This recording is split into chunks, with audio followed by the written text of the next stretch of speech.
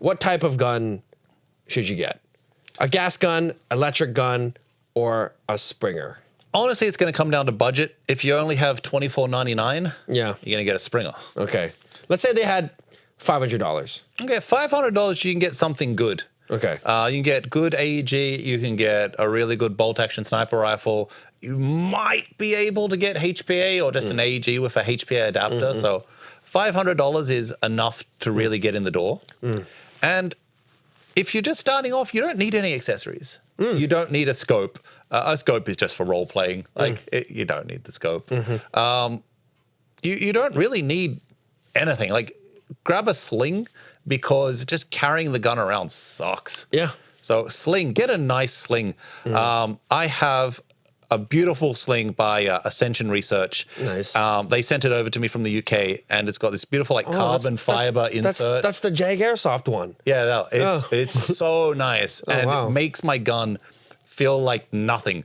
And Like I have silk. a heavy ass gun, so if I can make that weigh less, brilliant. So nice sling. That gloves, you don't want to rent gloves because they won't fit you. And if they do fit you, they'll be fingerless. Yeah. And you'll be shot in the fingers. That sucks. Yep. So, buy gloves. But all you really need is gloves, the gun, and 3 mags. Yeah, interesting. And that's all you need to play with. Interesting. Now, for the gun, I would definitely recommend that people start with AG. Yeah. And the reason for that is HPA is expensive. It's normally $1,000 to get a HPA setup. Oh, wow. And that's like Wolverine, MTW, stuff like that. I'm not talking about a HPA adapter. I'm talking about a full Engine. HPA engine. Now, $500, you could get a really good sniper rifle, but starting with sniper rifle sucks because you don't know how to snipe. It's a whole different thing. Yeah.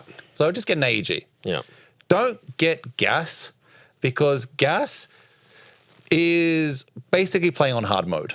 It's basically very, very similar to a real gun. It's not a real gun, but it's very similar. Yeah. And you have to do maintenance on it like a real gun. You have to keep it clean. You have to take it apart. You have to constantly fix problems with it. It's the most fun one to use, no doubt.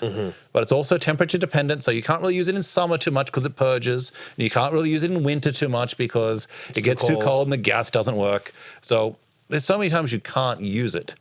It is the coolest one easily, and it does look the best. And if you want to do like tactical training and all that, get that. Yeah. But if you actually just want to play Airsoft and you want to shoot your friends on the field, and you only have $500, get an AEG, an automatic electric gun.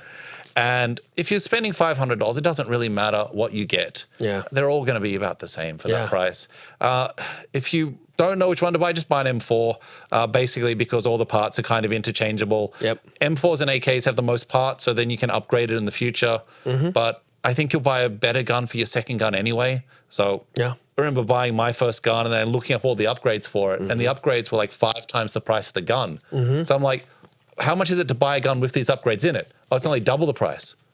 Well, I'll just do that. So I never really like upgraded guns. I just kept buying better and better guns. I see. Because the cost performance wasn't really there for upgrading. Yep. And I suck at upgrading. Dan will tell you the story of when me and him tried to build an M4. We were there for 8 hours and it still didn't work. So I'm not mechanically inclined like that. Yeah, man.